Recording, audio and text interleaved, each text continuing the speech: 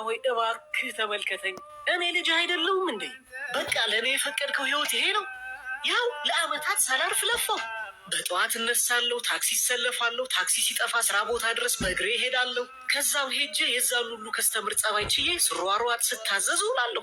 ከዛ ድጋሚ ደግሞ ያን ሁሉ መንገድ ቀን በፀሐይ ማታ በዝናብ እየተቀጠቀጥኩ ድጋሚ ወደ ቤት ይመለሳል። እንደዛም ሆኖ ግን ጠብ የሚል ነገር የለም። ልፋት ብቻ። የሁሉም ኢትዮጵያዊ ታሪክ የሁሉም።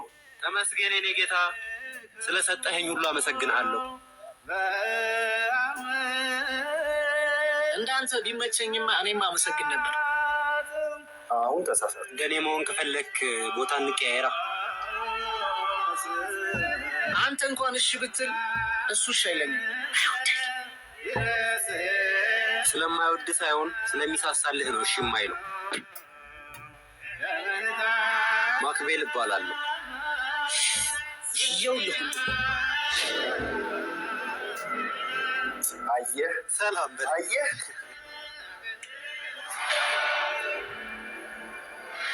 አታማር። እስኪ ወክ እያደረግን እናውራ።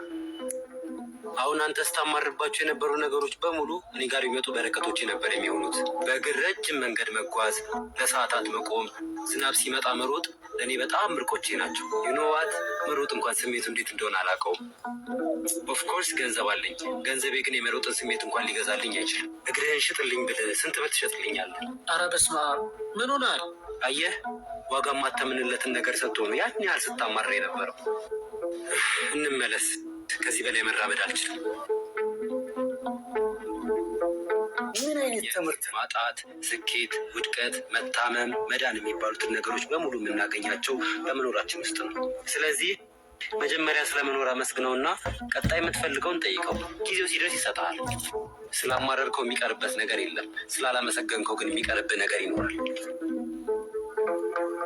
ይህ በጣም ትክክለኛ። አሁንስ ጎረምሳው ቦታ እንቀያየር። አይ ይለፈኝ። ስላው ምናልባት ዛሬ ያገናኘን ይህን ነገር እንድነግር ይሆናል። መልካም ቀን። እስቲ ሁላችሁም ኮሜንት ላይ ተመስገን እያላችሁ ጻፉ። ሁላችሁም ኮሜንት ላይ ተመስገን በሉ።